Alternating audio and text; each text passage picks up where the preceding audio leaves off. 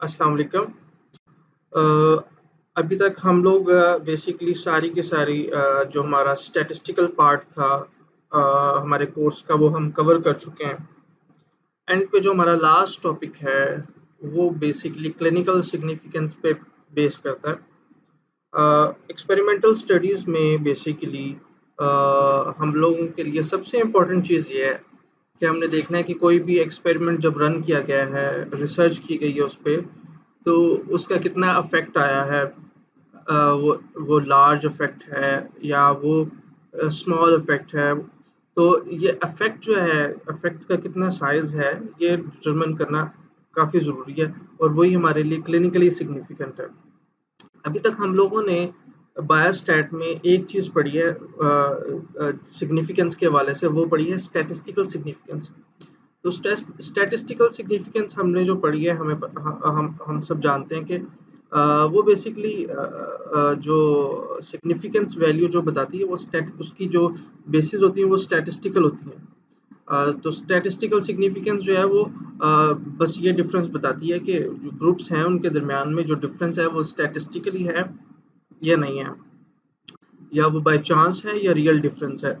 लेकिन जो amount of difference है कि दोनों ग्रुप्स में कितनी कितना मैग्नीट्यूड या कितना अमाउंट ऑफ डिफरेंस आया है, वो नहीं वो बता पाता स्टैटिस्टिकल सिग्निफिकेंस।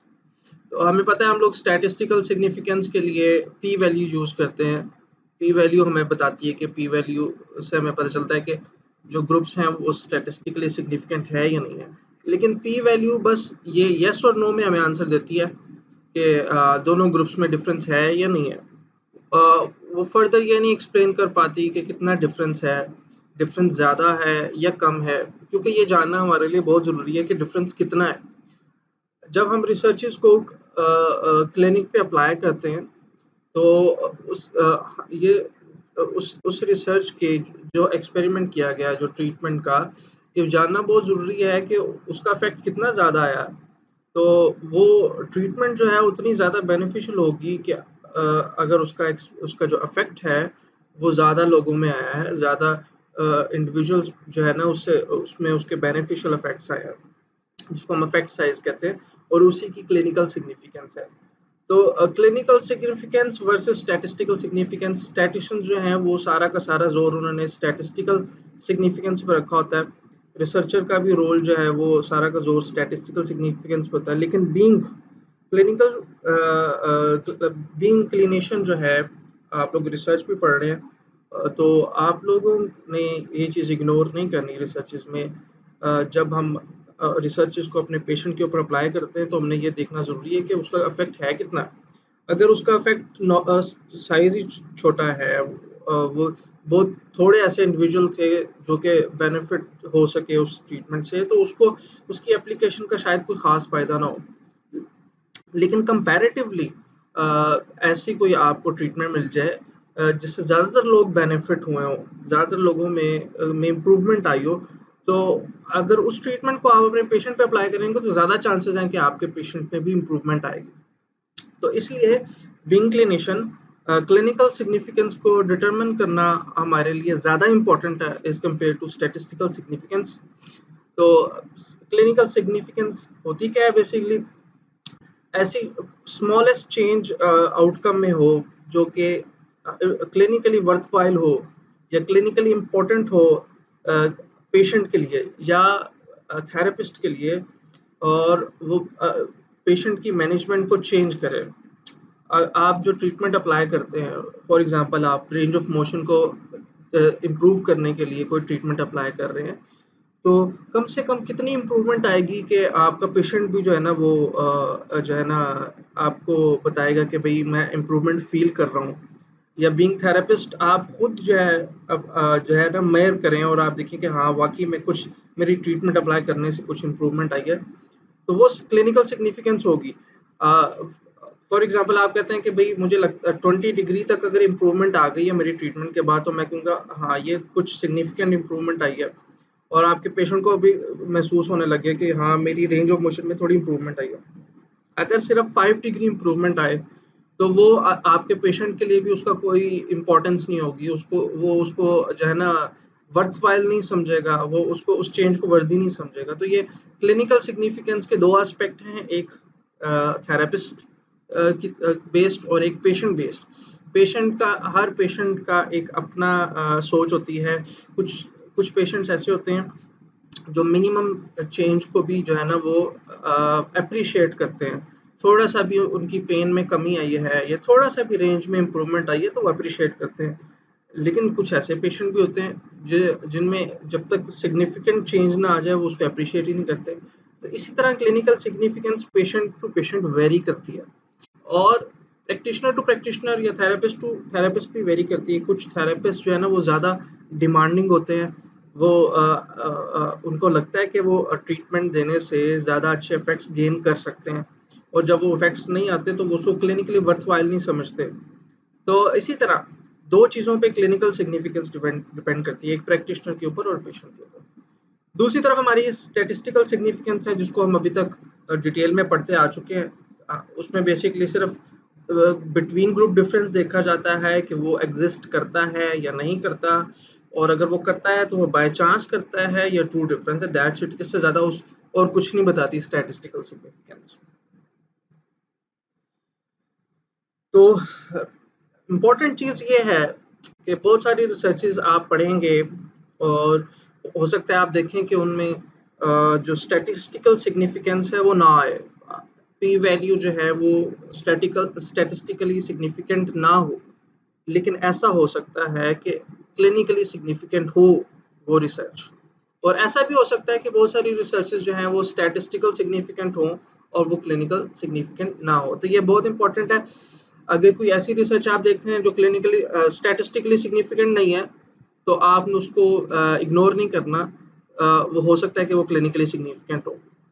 और ऐसी रिसर्च जो स्टैटिस्टिकली सिग्निफिकेंट हो, आपने उसको जो है ना वो इतनी ज़्यादा इंपॉर्टेंस नहीं देनी जब तक कि वो वाकई में क्लिनिकली भी सिग्निफिकेंट ना हो। तो क्लिनिकल सिग्निफिकेंस को बेसिकली बहुत सारे लोग मिसअंडरस्टैंड करते हैं। बहुत सारे रिसर्चर्स जो है ना वो फोकस उनका स्टैटिस्टिकल सिग्निफिकेंस भी होता है और वो उसी के ऊपर तवज्जो रखते हैं, और ज़्यादातर रिसर्चेस में सिर्फ पी वैल्यू ही आपको मिलती है, उससे ज़्यादा वो कोई भी एनालिसिस नहीं करते। वो क्लिनिकल सिग्निफिकेंस बहुत ही आप कह लें कि 5 to 10% ऐसी रिसर्चेज आपको मिलेगी कि शायद जिसमें क्लिनिकल सिग्निफिकेंस भी बताई हो। मोर देन 90% रिसर्चेज में स्टैटिस्टिकल सिग्निफिकेंस बताई जाती है और बात वहाँ पे ख़त्म कर दी जाती है। तो बीइंग स्टैटिशियन बीइंग क्लिनिशियन जो है, हम लोग जब रिसर्च पढ़े हैं तो हम लोगों ने ना सिर्फ स्टैटिस्टिकल सिग्निफिकेंस को देखना है बल्कि क्लिनिकल सिग्निफिकेंस को भी देखना है। तो हमारा जो बीइंग क्लिनिशियन सबसे ज़्यादा फोकस होना चाहिए वो बेसिकली क्लिनिकल सिग्निफिकेंस पे होना चाहिए। तो क्लिनिकल सिग्निफिकेंस को हम लोग कैसे जो है ना वो मेजर करते हैं, ये अब हम स्टडी करेंगे बेसिकली। हमारे पास 2 तरह के वेरिएबल्स होते हैं, कंटिन्यूस वेरिएबल्स जो कि इंटरवल और रेशो लेवल पे मेजर किए जाते हैं, और ऐसे भी वेरिएबल हैं जो कि जिनको हम कैटेगोरिकल वेरिएबल्स कहते हैं। वो उनको हम डायकोटोमस भी कहते हैं। मोस्टली उनके 2 आउटकम्स होते हैं। तो इस तरह से मेथड क्लिनिकल सिग्निफिकेंस को मेजर करने का मेथड भी चेंज हो जाता है। जिस लेवल ऑफ मेजरमेंट का आउटकम होगा उसके मुताबिक क्लिनिकल सिग्निफिकेंस का मेथड भी चेंज हो जाएगा। तो हम लोगों ने बेसिकली क्या देखना होता है, हम लोगों ने मैग्नीट्यूड ऑफ डिफरेंस देखना होता है कि जो 2 ग्रुप्स हैं या 2 से ज़्यादा ग्रुप्स हैं, उनमें जो इफेक्ट आया है ट्रीटमेंट के बाद, वो उसका साइज कितना है, वो उसका मैग्नीट्यूड कितना है। तो हम लोग क्या क्या देख रहे होते हैं, मैग्नीट्यूड ऑफ डिफरेंस देख रहे होते हैं। तो मैग्नीट्यूड ऑफ डिफरेंस अगर हम लोगों ने कंटिन्यूस आउटकम्स में देखना हो, और ज़्यादातर हमारे आउटकम्स जो हैं वो कंटिन्यूस होते हैं एक्सपेरिमेंटल स्टडीज़ में, तो हम लोग के पास 2 ऑप्शन हैं। हम लोग इफेक्ट साइज के थ्रू जो है वो मैग्नीट्यूड ऑफ डिफरेंस देख सकते हैं, या हम कॉन्फिडेंस इंटरवल के थ्रू देख सकते हैं। हम लोगों ने इस लेक्चर में मेरा फोकस इफेक्ट साइज के ऊपर है, कॉन्फिडेंस इंटरवल हम ऑलरेडी पढ़ चुके हैं। दूसरा, अगर डायकोटोमस आउटकम्स हैं तो उसके लिए हमारे पास नंबर ऑफ ऑप्शंस हैं। इनके नाम आप लोगों ने पहले कभी भी नहीं सुने होंगे, पहली दफ़ा आप सुन रहे हैं। तो अभी सिर्फ मैं उनके नाम लूँगा, आगे जाकर मैं इनको डिटेल में डिस्कस करूँगा। तो नंबर नीडेड टू ट्रीट जो है, absolute benefit increase, relative benefit increase, absolute risk reduction, relative risk reduction, ये सब चीज़ें जो है डायकोटोमस आउटकम के मैग्नीट्यूड ऑफ डिफरेंस को मेजर करने में हेल्प करती हैं। तो सबसे पहले हम लोग कंटिन्यूस आउटकम्स को का मैग्नीट्यूड ऑफ डिफरेंस देखेंगे, वो कैसे मेजर करते हैं। तो हम लोगों ने इफेक्ट साइज स्टडी करना है बेसिकली। अगर हमारे पास डाटा कंटिन्यूस है और हमने उस डाटा का मैग्नीट्यूड ऑफ डिफरेंस देखना है, तो हम लोग किस तरह से डिटरमिन कर सकते हैं इफेक्ट साइज से। इफेक्ट साइज बेसिकली क्या है? इफेक्ट साइज जो है वो डिफरेंस है दो ग्रुप्स में। अगर दो ग्रुप्स हैं तो दो ग्रुप्स में, और अगर दो से ज़्यादा ग्रुप्स हैं तो उनके उनके दरमियान में आपस में जो डिफरेंस आ रहा है आफ्टर ट्रीटमेंट, उसको इफेक्ट साइज कहते हैं हम बेसिकली। तो अगर इसको हम बिल्कुल डिफाइन करने की कोशिश करें तो बेसिकली ये टू मीन वैल्यूज़ के दरमियान में डिफरेंस है। अगर हमारे पास दो ग्रुप्स हैं तो ज़ाहिर बात है मीन वैल्यूज़ भी हमारे पास दो होंगी। तो टू मीन वैल्यूज़ के दरमियान में जो डिफरेंस है और उसको अगर हम डिवाइड कर दें पूल्ड स्टैंडर्ड डेविएशन के साथ, तो वो जो हमारे पास जो आंसर आएगा उसको हम इफेक्ट साइज कहेंगे, जिसका फार्मूला ये है। इसको कोहेंस डी का फार्मूला भी कहते हैं। कोहेंस डी, ये डी जो है वो कोहेंस डी से लिया गया। तो ग्रुप वन जो कि हमारा एक्सपेरिमेंटल ग्रुप है उसका मीन लेंगे और उसको माइनस कर देंगे कंट्रोल ग्रुप के मीन के साथ, और डिवाइड कर देंगे कंट्रोल ग्रुप की स्टैंडर्ड डेविएशन के साथ या पूल्ड स्टैंडर्ड डेविएशन के साथ। दोनों तरह के फार्मूले कोहेंस डी के हैं। इस फार्मूले में कंट्रोल ग्रुप की स्टैंडर्ड डेविएशन ली गई है, और दूसरा फार्मूला जो कोहेंस डी का है उसके अंदर पूल्ड स्टैंडर्ड डेविएशन ली जाती है, यानी कि दोनों ग्रुप्स की, एक्सपेरिमेंटल और कंट्रोल ग्रुप की कंबाइंड स्टैंडर्ड डेविएशन को हम पूल्ड स्टैंडर्ड डेविएशन कहते हैं, तो वो ली जाती है। तो ये जो है ये फार्मूला सिर्फ या इफेक्ट साइज सिर्फ उन स्टडीज पे एप्लीकेबल है जिनमें जो वेरिएबल है वो कंटिन्यूस लेवल पे मेजर किया गया है। अगर आप लोगों ने इफेक्ट साइज को विजुलाइज करना है तो ये जो लिंक है इसको क्लिक करके आप लोग इसको विजुलाइज कर सकते हैं कि किस तरह से ये चेंज होता है। मैंने भी इस लेक्चर में अगली स्लाइड में आपको एक्सप्लेन करता हूँ कि इफेक्ट साइज बेसिकली होता क्या है, जिसको हम इस फार्मूले से कैलकुलेट कर रहे हैं, वो बेसिकली होता क्या है। अगर आप ये डायग्राम देखें, ये बहुत इंपॉर्टेंट डायग्राम है, इससे इफेक्ट साइज का कॉन्सेप्ट आता है बेसिकली।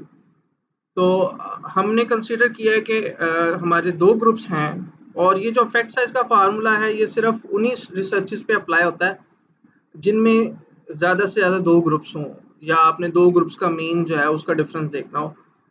अगर दो से ज़्यादा ग्रुप हैं तो उसके लिए डिफरेंट फार्मूलाज यूज होते हैं इफेक्ट साइज को मेजर करने के लिए, लेकिन इस लेवल पे हम लोग सिर्फ कोहेंस डी ही पढ़ेंगे।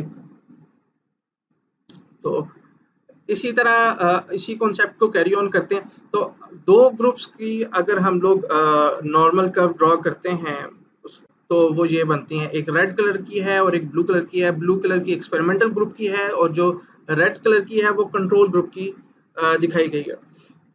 और ये जो डॉटेड लाइन है ये बेसिकली दोनों ग्रुप्स के मीन दिखाए गए। तो हमें पता है कि दोनों ग्रुप्स में अगर दोनों ग्रुप्स एक जैसे होंगे तो ये दोनों लाइंस, ये दोनों कर्व, बेल कर्व जो हैं एक दूसरे से बिल्कुल 100% ओवरलैप कर रही होंगी, जिसका मतलब ये होगा कि दोनों ग्रुप्स बिल्कुल सेम हैं, दोनों में कोई भी डिफरेंस नहीं है। तो उसमें इफेक्ट साइज जीरो हो जाएगा, बिल्कुल जीरो इफेक्ट साइज आएगा, यानी कि कोई फर्क ही नहीं है, बल्कि इवन के वो स्टैटिस्टिकली भी नॉन सिग्निफिकेंट मानी जाएगी। दूसरी तरफ ये कि जिस तरह डिफरेंस बढ़ता जाएगा इफेक्ट साइज भी बढ़ता जाएगा। आप देखें कि इस डायग्राम में इसका में स्लाइटली ब्लू का जो है ना वो स्लाइटली जो है ना वो ओवरलैप नहीं कर रही, मोस्ट ऑफ द पार्ट जो है वो बेसिकली ओवरलैप कर रहा है। अगर मैं शेड करूं इसको तो बेसिकली ये सारा एरिया जो है वो ओवरलैप कर रहा है, और ये वाला जो एरिया है ये वाला और ये ओवरलैप नहीं कर रहा। 83% एरिया ओवरलैप कर रहा है, यानी कि 83% इंडिविजुअल जो कंट्रोल और एक्सपेरिमेंटल ग्रुप के हैं उनके वो एक जैसे आए हैं। बाकी जो 17% इंडिविजुअल हैं उनमें जो है ना वो इम्प्रूवमेंट आई है। एक्सपेरिमेंटल ग्रुप के जो 17% इंडिविजुअल है उनमें इम्प्रूवमेंट आई है। इसके लिए जो इफेक्ट साइज कैलकुलेट किया गया है वो 0.2 है। तो 0.2 इफेक्ट साइज तभी आएगा जब इतना ज़्यादा ओवरलैप होगा, और इसको हम स्मॉल इफेक्ट कहते हैं कि बहुत कम इंडिविजुअल एक्सपेरिमेंटल ग्रुप में थे जिसमें बेसिकली ट्रीटमेंट का इफेक्ट आया। दूसरी डायग्राम में देखें तो ओवरलैप कम हो गया। आप देख रहे हैं कि ओवरलैप 83 से कम हो गया 67% हो गया, और अप्रोक्सीमेटली अब जो है ना 50% जो डाटा जो है दोनों ग्रुप्स का वो ओवरलैप कर रहा है, और इसमें जो मैंने शेडेड एरिया बनाया ये ओवरलैप कर रहा है, और ये वाला जो एरिया है ये ओवरलैप नहीं कर रहा। तो 67% ओवरलैप आ रहा है, और इसमें जो इफेक्ट साइज आया है वो 0.5 है, और इसको मीडियम इफेक्ट कहते हैं। 0.5 को मीडियम इफेक्ट कहते हैं। इस डायग्राम में मजीद ओवरलैप कम हो गया। मैं शेडेड एरिया बना देता हूँ, आपको अंदाजा हो जाएगा। तो मजीद इफेक्ट साइज कम हो गया और ओवरलैपिंग मजीद कम हो गई है, 53% पे आ गई है, और जब इफेक्ट साइज मेजर किया गया है तो वो 0.8 आया है इस डेटा का। और इसमें सबसे ज़्यादा कम है, अगर मैं शेडेड एरिया बनाऊँ तो सिर्फ ये वाला एरिया ऐसा है जो ओवरलैप कर रहा है बेसिकली। ये तो आप देख रहे हैं कि कुछ ही पेशेंट्स हैं एक्सपेरिमेंटल ग्रुप के और कंट्रोल ग्रुप के बेसिकली जो जिनके जिनके सिमिलर रिजल्ट्स हैं। Most of the experimental group जो है वो डिफर कर रहा है कंट्रोल ग्रुप से।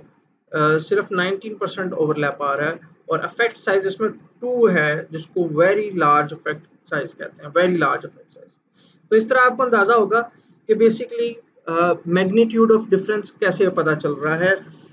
ये जो मैं आपको ड्रॉ करके दिखाता हूँ, बेसिकली ये मैग्नीट्यूड ऑफ मेजर कैसे कर रहे हैं, ज़्यादा अप्रिशिएट होगा ये लास्ट वाली डायग्राम से। ये जो मैंने दोनों ग्रुप्स के मीन्स के दरमियान में लाइन ड्रॉ की है, ये जो डिस्टेंस आ रहा है ये मैग्नीट्यूड ऑफ डिफरेंस है। देखें ये कितना ज़्यादा है यहाँ पर, और मैं इससे ऊपर वाले ग्रुप में ड्रॉ करता हूँ तो इसमें वो कम हो रहा है। ठीक है, तो ये मैग्नीट्यूड ऑफ डिफरेंस हमें पता चल रहा है इन नॉर्मल कर्व से, जो कि हम लोग पी वैल्यू से अंदाज़ा नहीं लगा सकते। तो इफेक्ट साइज हमें बता रहा है, प्रिसाइजली बता रहा है कि बेसिकली दोनों ग्रुप में जो ट्रीटमेंट का इफेक्ट आया वो कितना ज़्यादा आया है या कितना कम आया।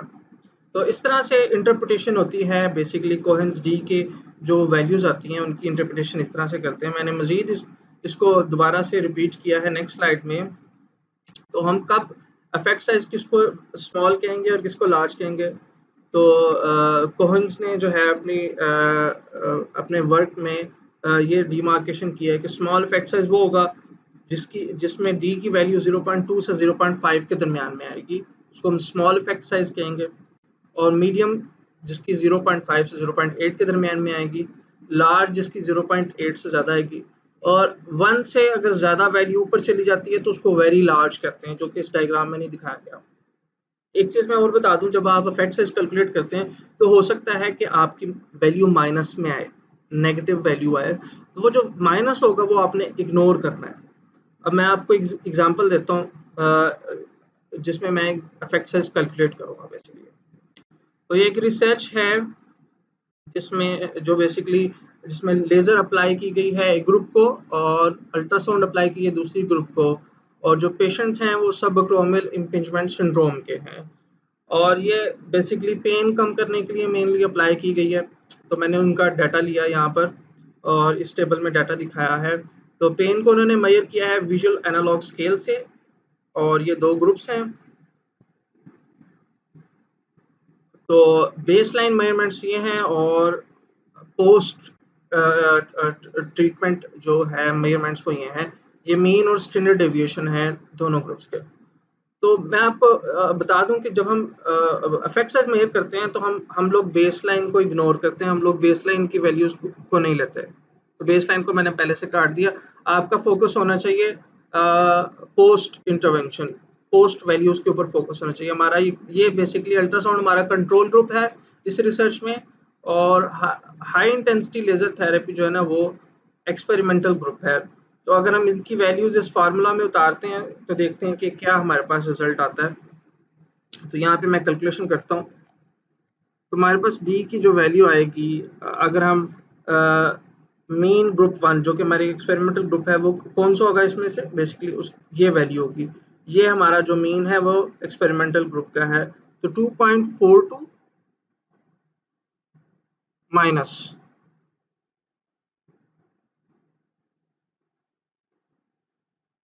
माइनस जो है वो कंट्रोल ग्रुप के मीन, कंट्रोल ग्रुप का मीन क्या है बेसिकली 4.44 है।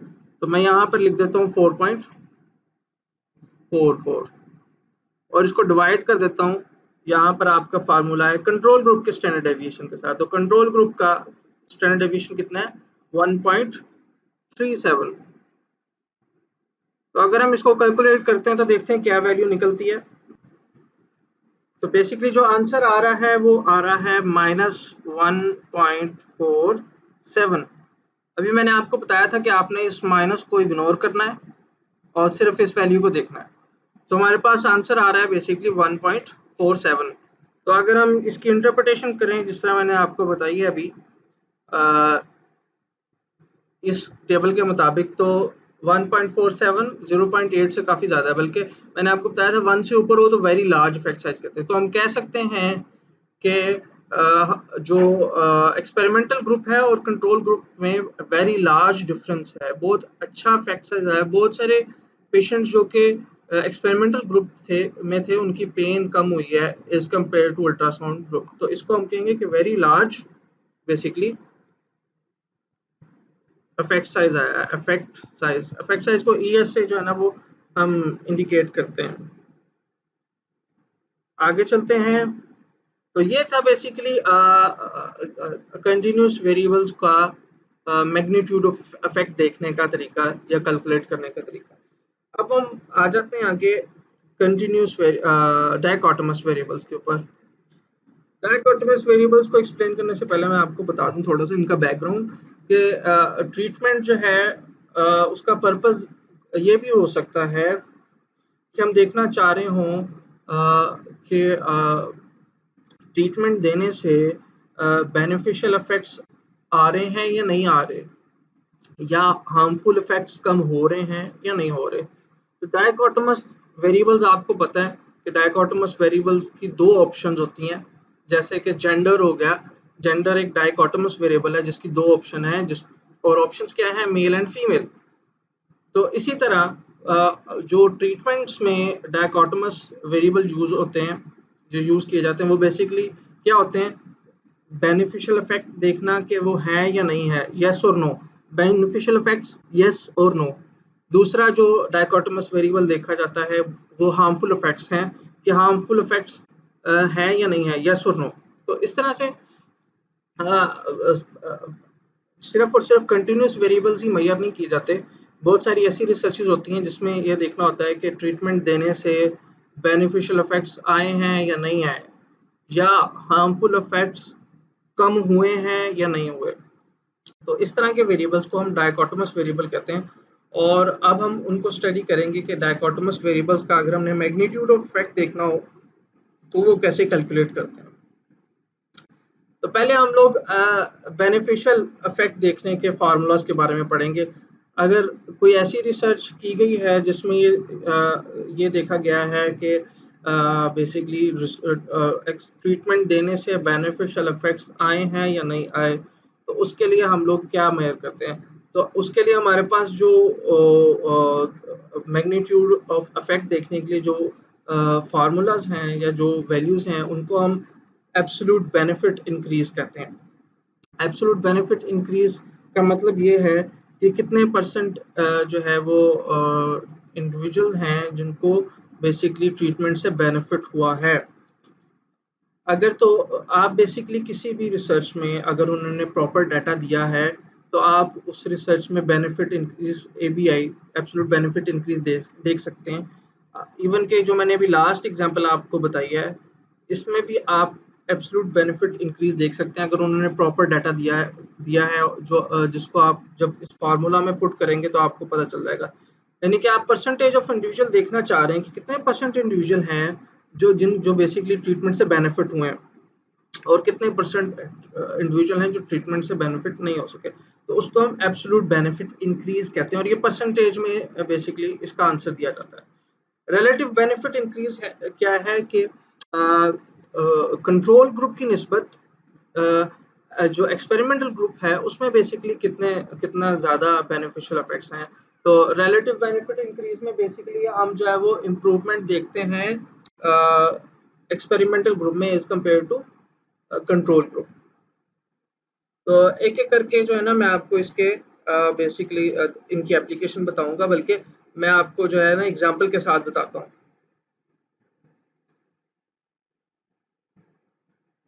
तो ये हमारे पास एग्जांपल है।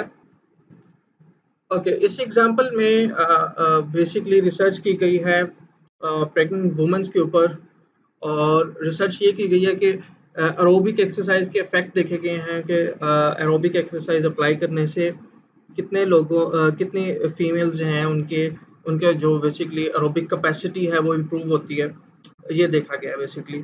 तो सिंपल है, बस वो ये देखना चाह रहे थे कि कितने परसेंट जो प्रेग्नेंट फीमेल्स हैं उनकी एरोबिक कैपेसिटी इंप्रूव हुई और कितने परसेंट इंडिविजुअल की नहीं हुई। तो इस अगर आप देखें तो इसमें डायकोटोमस वेरिएबल की ऑप्शन आ रही है हमारे पास। हमने ये देखना है कि कितने परसेंट जो प्रेग्नेंट फीमेल्स है इम्प्रूव हुई और कितने परसेंट नहीं हुई। तो यस और नो की ऑप्शन आ रही है।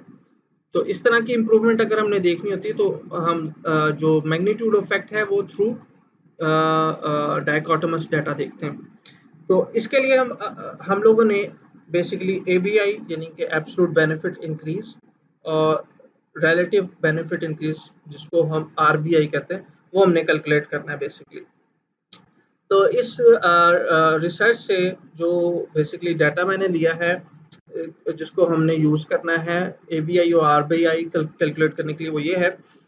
बेसलाइन का डाटा तो अभी भूल जाएं, हमें इसकी जरूरत नहीं है। हम लोगों ने बेसिकली आफ्टर इंटरवेंशन जो डाटा है उसके ऊपर ही फोकस करना है।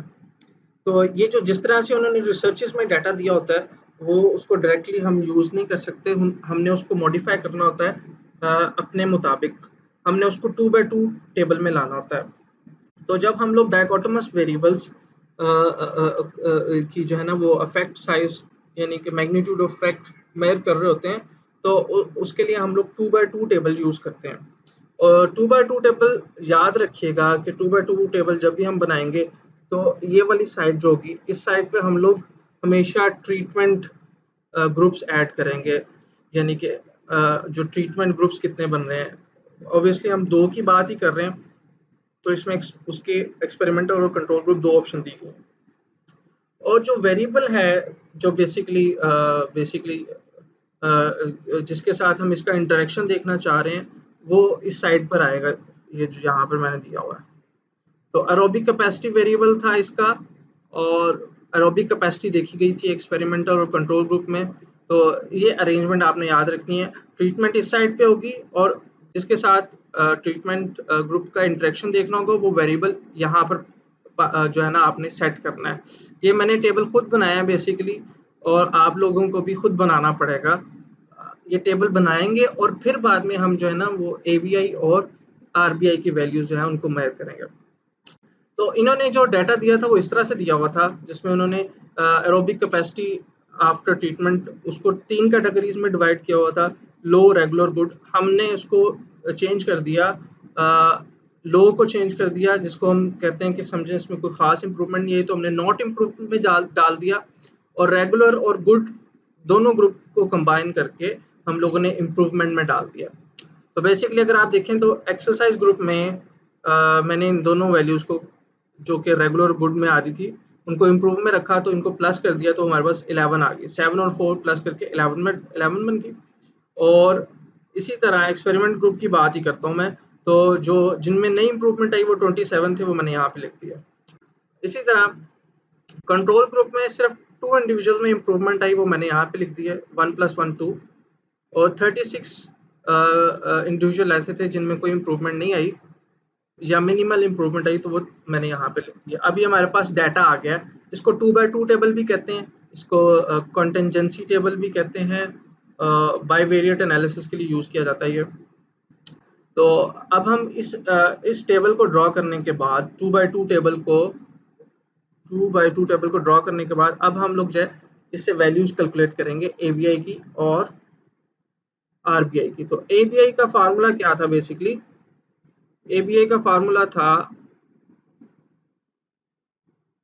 Experimental event rate minus control event rate. ये बेसिकली क्या है, पहले हमें ये पढ़ना पड़ेंगे कि एक्सपेरिमेंटल इवेंट रेट क्या है और कंट्रोल इवेंट रेट क्या है।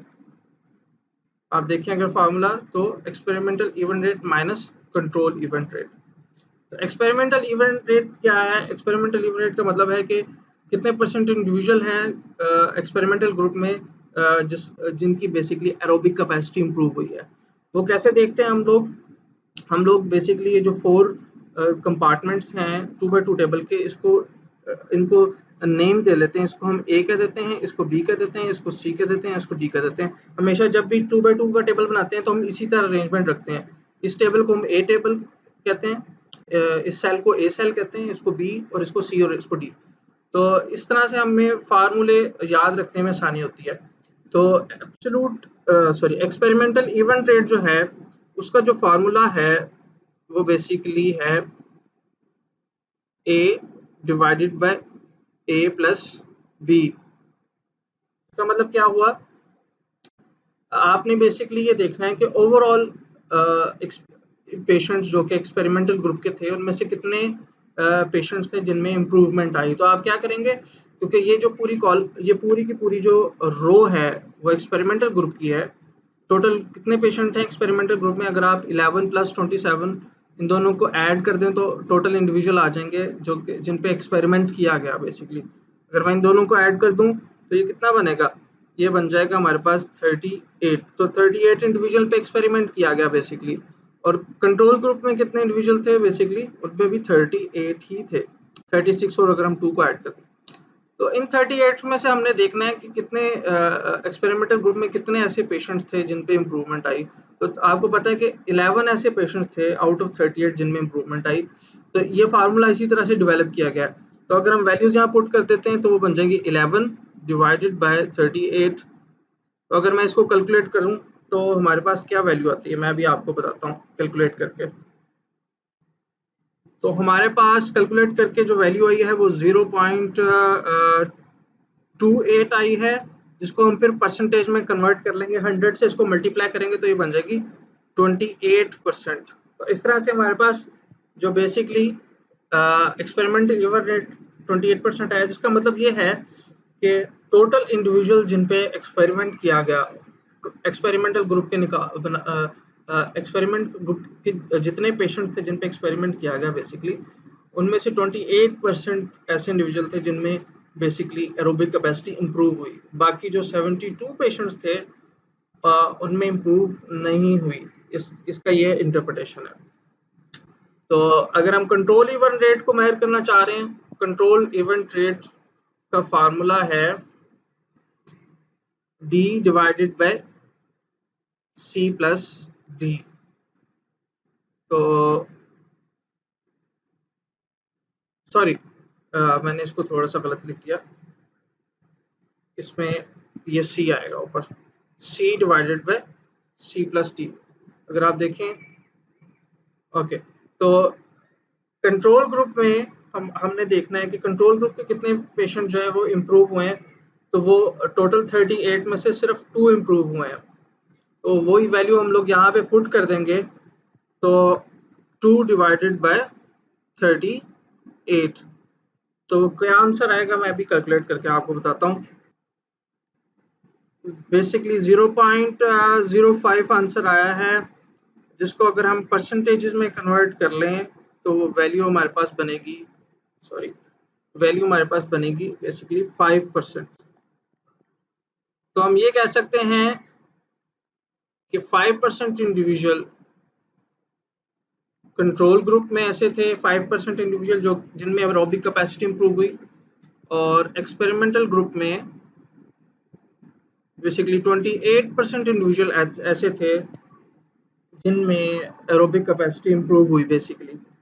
अब हमने निकालना है इन दोनों वैल्यूज को यूज करके absolute benefit increase, ABI। ABI क्या था? Basically experimental event rate minus control event rate. तो वो कितना आएगा हमारे पास? 28 माइनस 5, ये बन जाएगा हमारे पास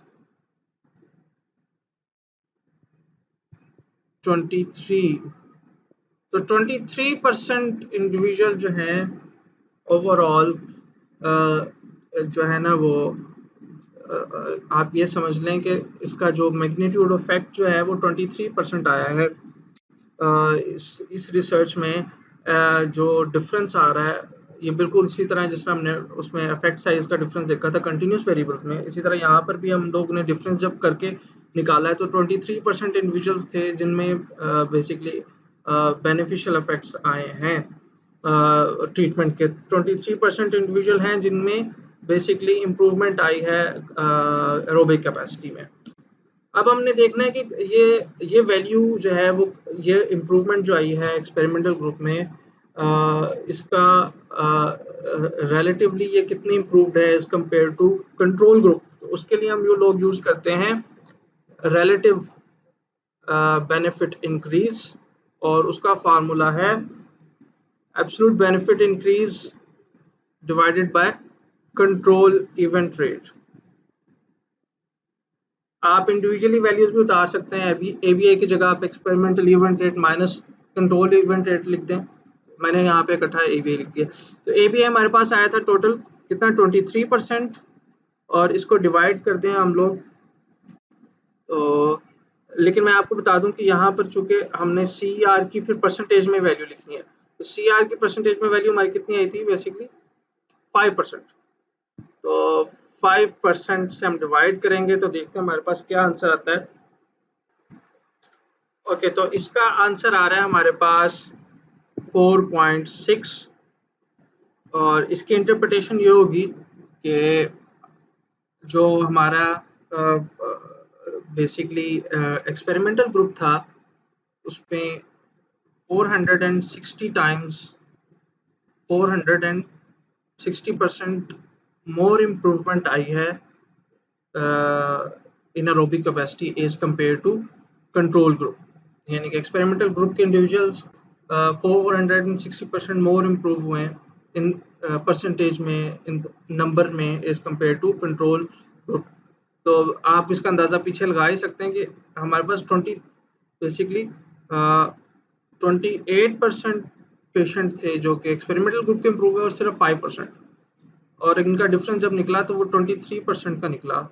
तो ये जो 23% का जो डिफरेंस आ रहा है अगर इसको आप परसेंटेज में करें तो कितने गुना इम्प्रूवमेंट आई, 460 गुना इम्प्रूवमेंट आई एक्सपेरिमेंटल ग्रुप में as compare to control group. तो इस तरह से बेसिकली इंटरप्रिटेशन होगी इस वैल्यू की। तो इस तरह से हम लोग कैलकुलेट करते हैं बेनिफिट। अगर हम लोगों ने किसी रिसर्च में डायकोटोमस आउटकम है, एक्सपेरिमेंटल रिसर्च में डायकोटोमस आउटकम है और हमने उसमें मैग्नीट्यूड ऑफ इफेक्ट देखना है तो हम लोग एब्सोल्यूट बेनिफिट इंक्रीज और रिलेटिव बेनिफिट इंक्रीज की हेल्प लेते हैं। इसी तरह अगर कोई ऐसी रिसर्च है जिसमें हार्मफुल इफेक्ट्स देखने हैं कि ट्रीटमेंट अप्लाई करने से हार्मफुल इफेक्ट्स कितने कम हुए हैं, जैसे बहुत सारी ऐसी रिसर्चेज होते हैं जिसमें ऐसी ट्रीटमेंट होती है जो हम इसलिए अप्लाई करते हैं ताकि हम किसी आउटकम को प्रिवेंट कर सकें। जिस तरह हम हॉस्पिटल स्टे में ऐसे पेशेंट जो बेड रिडन होते हैं या होम घर में रहते हुए ऐसे पेशेंट जो बेड रिडन होते हैं उनमें रिस्क होता है कि जो है वो बेड सोर डेवलप हो जाए।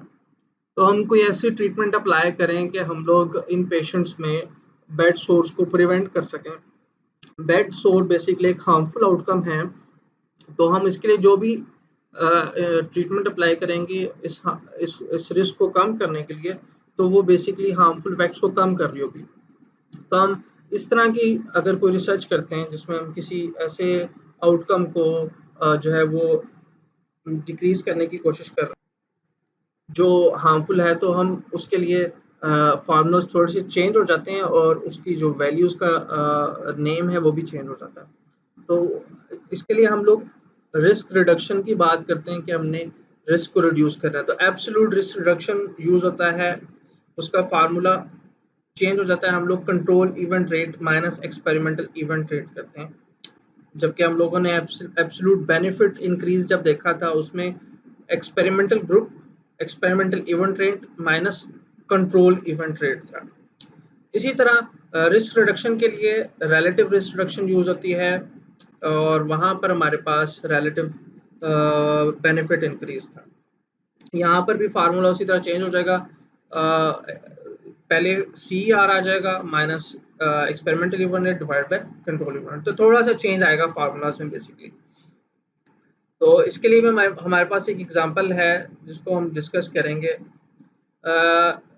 ये बेसिकली मैं थोड़ा सा इसको मिटा देता हूँ, रेस कर देता हूँ साइड से ताकि ये हमें प्रॉब्लम ना करे। ओके, ये बेसिकली रिसर्च है, home based balance training exercise program जो है वो पेशेंट्स को प्रिस्क्राइब किया गया है जो कि स्पोर्ट्समैन थे, और उनमें देखा गया कि उनमें स्पोर्ट्स रिलेटेड इंजरीज कम होती हैं कि नहीं होती। बैलेंस इम्प्रूव होने से इंजरीज जो है वो उसका होने के चांसेस कम हो सकते हैं, जो है ना वो। तो हमने इन्होंने रिसर्चर्स ने बेसिकली ये देखा कि ऐसे इंडिविजुअल जिनको home based balance training program दिया गया, क्या उनमें स्पोर्ट्स रिलेटेड इंजरीज में कमी आई या नहीं आई।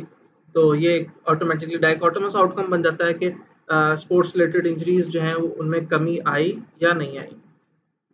तो इनका जो टेबल मैंने इनकी रिसर्च से लिया वो बेसिकली वो टेबल में ये बताया गया है कि इंटरवेंशन ग्रुप में कितनी इंजरीज आई। तो इंटरवेंशन ग्रुप में बेसिकली 2 इंजरीज आई, एक इंडिविजुअल को ये वाली इंजरी, एक को ये इंजरी। और कंट्रोल ग्रुप के 10 इंडिविजुअल्स थे जिनको इंजरी आई। कंट्रोल ग्रुप में तो उन्होंने बेसिकली किसी भी तरह की कोई ट्रीटमेंट नहीं दी, इंटरवेंशन ग्रुप में उन्होंने home based balance training program दिया। इस रिसर्च में टोटल इंडिविजुअल्स ट्रेनिंग ग्रुप में 60 थे, यानी कि एक्सपेरिमेंटल ग्रुप में 60 थे और कंट्रोल ग्रुप में भी 60 थे। अब इस डेटा को यूज करते हुए मैंने 2x2 टेबल जो है ना वो डेवलप किया है। मैंने आपको पिछली एग्जांपल में बताया था कि 2x2 टेबल जो है ना हमसे हमें खुद डेवलप करना होता है, और 2x2 टेबल से ही जो है वो बेसिकली हम लोग मैग्नीट्यूड ऑफ डिफरेंस निकाल सकते हैं।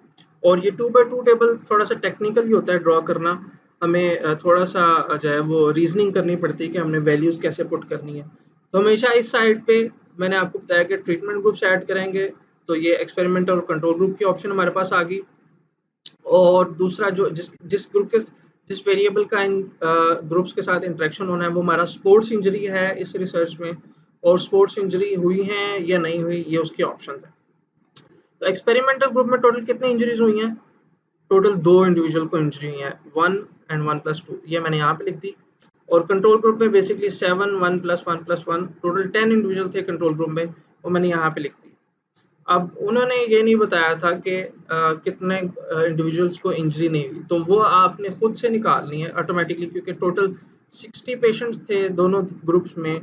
तो अगर हम एक्सपेरिमेंटल ग्रुप की बात करें तो 60 में से सिर्फ 2 पेशेंट्स में इंजरी हुई, तो कितने पेशेंट्स हैं जिनको इंजरी नहीं? 58। तो मैंने यहाँ पर ऑटोमेटिक खुद से वैल्यू लिखी है 58। इसी तरह कंट्रोल ग्रुप में 10 पेशेंट्स को इंजरी हुई है, और कितने पेशेंट्स थे जिनको इंजरी नहीं हुई? वो बेसिकली सॉरी यहाँ पे 50 वैल्यू आती है और मैंने इसको गलत लिखा हुआ है, इसको मैं चेंज कर देता हूँ। ये बेसिकली मिस्टेक है, यहाँ पर जो वैल्यू आ रही है वो आ रही है 50। तो टोटल 60 पेशेंट्स थे बेसिकली, जिनमें से 10 को प्रॉब्लम आई, तो टोटल 50 को प्रॉब्लम नहीं आई। अब ये ठीक हो गया, करेक्ट हो गया। अब हम देखते हैं कि रिस्क कितना रिड्यूस हुआ है। एक्सपेरिमेंटल ग्रुप के इंडिविजुअल्स में स्पोर्ट्स इंजरी का रिस्क कितना कम हुआ है और ट्रीटमेंट अप्लाई करने से, और कंट्रोल ग्रुप में कितना कम हुआ है। तो उसके लिए हम लोग उसी तरह पहले एक्सपेरिमेंटल इवेंट रेट और कंट्रोल इवेंट रेट निकाल लेंगे। उसी तरह मैं इसको ए कह दूंगा और इसको बी कह दूंगा, इस सेल को सी, इसको डी, ठीक है। तो ई आर का फार्मूला सेम वही रहेगा, a divide by a plus b. तो वो यहाँ पर क्या आ जाएगा हमारे पास, 2 डिवाइडेड बाय 60। तो 2 डिवाइड बाय 60 अगर हम करते हैं तो हम क्या वैल्यू आती है, मैं भी कैलकुलेट करके आपको बताता हूँ। तो आंसर आ रहा है 0.03, और अगर इसको परसेंटेजेस में हम कन्वर्ट करते हैं तो 3% इंडिविजुअल्स हैं एक्सपेरिमेंटल ग्रुप में जिनमें बेसिकली इंजरी आई है। और इसी तरह कंट्रोल इवेंट रेट निकालते हैं हम लोग। तो कंट्रोल इवेंट रेट का फार्मूला क्या होगा, यहाँ पर कंट्रोल इवेंट रेट का यहाँ पे जो फार्मूला होगा वो उसी तरह सेम रहेगा, C divided by C plus D. इसकी वैल्यूज अगर हम पुट करें तो कितनी है, 10 डिवाइडेड बाय 60 आएगा। तो ये ऑटोमेटिकली इसकी वैल्यू मैं आपको कैलकुलेट करके अभी बताता हूँ। तो हमारे पास आंसर आया है 0.16, जिसको अगर हम परसेंटेज में कन्वर्ट करें तो वो बन जाएगा 16%। तो 16% इंडिविजुअल जो थे कंट्रोल ग्रुप में, उनमें बेसिकली स्पोर्ट्स इंजरीज आई हैं। तो 3% एक्सपेरिमेंटल ग्रुप थे, में थे इंडिविजुअल जिनमें इंजरी है। तो अब हम लोग रिस्क रिडक्शन देखते हैं कि बेसिकली ट्रीटमेंट अप्लाई करने से रिस्क की रिडक्शन क्या आई है। तो इसी वजह से हम लोग का फार्मूला थोड़ा चेंज हो जाता है। एब्सोल्यूट रिस्क रिडक्शन देखने के लिए हम लोग बेसिकली कंट्रोल इवेंट रेट को माइनस करते हैं एक्सपेरिमेंटल इवेंट रेट से। तो क्या आएगा हमारे पास, वैल्यूज अगर हम पुट करते हैं तो हमने 16 को माइनस करना है बेसिकली 3 के साथ। तो हमारा जो आंसर आ रहा है वो बेसिकली 13% आ रहा है। तो 13% रिस्क रिडक्शन हुई है ट्रीटमेंट अप्लाई करने के बाद। तो हम इससे ये इंटरप्रेट कर सकते हैं कि ट्रीटमेंट अप्लाई करने से 13% इंडिविजुअल में बेसिकली स्पोर्ट्स इंजरीज में कमी आई है, वो उनका रिस्क कम हो गया है। और अगर हम इस as compare to control group अगर हम देखना चाह रहे हैं रिलेटिवली, तो उसके लिए रिलेटिव रिस्क रिडक्शन होगी RRR, और उसका फार्मूला क्या है, वो है absolute risk reduction divided by control event rate, और वो हमारे पास आ जाएगी 13 डिवाइडेड बाय 16। तो देखते हैं इसकी कैलकुलेशन क्या आती है। तो इसका जो आंसर आ रहा है वो बेसिकली 0.81 आ रहा है, जिसको सॉरी 0.81 आ रहा है, जिसकी इंटरप्रिटेशन ये होगी कि अप्रोक्सीमेटली 81% इंडिविजुअल जो हैं उनमें रिस्क रिडक्शन आई है एक्सपेरिमेंटल ग्रुप में as compare to control group. तो एक्सपेरिमेंटल ग्रुप के 81% इंडिविजुअल जो है उनमें रिस्क की कमी आई है, जो है स्पोर्ट्स इंजरी के रिस्क की कमी आई है as compare to control group. तो इस तरह से हम लोग बेसिकली हार्मफुल इफेक्ट्स का अंदाज़ा लगाते हैं कि हार्मफुल इफेक्ट्स जो हैं उनका रिस्क ट्रीटमेंट अप्लाई करने से कितना कम हुआ है। तो ये एक एग्जांपल थी। एक और चीज़ जो हम लोग जो है वो जब हम डायकोटोमस स्टडी करते हैं, डायकोटोमस वेरिएबल्स को स्टडी करते हैं, हम देखना चाहते हैं कि हमें कम से कम कितने इंडिविजुअल्स को ट्रीट करना चाहिए ताकि हम जो है वो एक बेनिफिशियल इफेक्ट जो है वो हासिल कर सकें, या एक इंडिविजुअल जो है वो बेनिफिट हो सके, या कम से कम कितने इंडिविजुअल्स को ट्रीट करना चाहिए कि किसी एक पेशेंट में जो है वो कोई बैड आउटकम प्रिवेंट किया जा सके। जिस तरह हमने आपने भी देखा ये पिछली एग्जांपल्स में 100% इंडिविजुअल जो है उनमें ना बेनिफिट आता है और ना ही 100% इंडिविजुअल ऐसे आते हैं जिनमें जो है ना वो रिस्क खत्म हो जाता है। तो इसका मतलब कुछ पेशेंट ऐसे हैं जो बेनिफिट होते हैं और कुछ ही पेशेंट ऐसे हैं जिनमें रिस्क की रिडक्शन आती है। तो हम एक और तरीके से अगर हम इनको बताना चाहें तो वो तरीका है number needed to treat. Number needed to treat हमें क्या बताता है, कम से कम हमें कितने पेशेंट्स को ट्रीट करना पड़ेगा कि हम एक गुड वन गुड आउटकम जो है वो अचीव कर सकें, या अगर हम बेनिफिशियल इफेक्ट्स की बात कर रहे हैं, या हमें कम से कम कितने इंडिविजुअल को ट्रीट करना पड़ेगा कि हम किसी एक बैड आउटकम को प्रिवेंट कर सकें। तो अगर हम बेनिफिशियल इफेक्ट्स की बात करें तो उसके लिए हमारे पास जो फार्मूला है वो 1 divided by absolute benefit increase है। तो और अगर हम लोग हार्मफुल इफेक्ट्स की बात करें तो उसके लिए हमारे पास नंबर नीडेड टू ट्रीट में फार्मूला है 1 divided by absolute risk reduction. तो हम उसी तरह वैल्यूज पुट करते हैं यहाँ पर। तो सबसे पहले हम लोगों ने भी रिसेंटली पहले एब्सोल्यूट रिस्क रिडक्शन किए, तो हम लोग उसके लिए कर लेते हैं number needed to treat 1 divide by absolute risk reduction. तो हमारी क्या आंसर आया था बेसिकली एब्सोल्यूट रिस्क रिडक्शन का 13% आया था हमारा।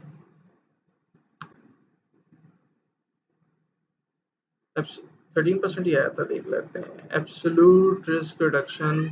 ओके, मैंने इसको थोड़ा गलत लिखा हुआ है, ये ARR है, एब्सोल्यूट रिस्क रिडक्शन।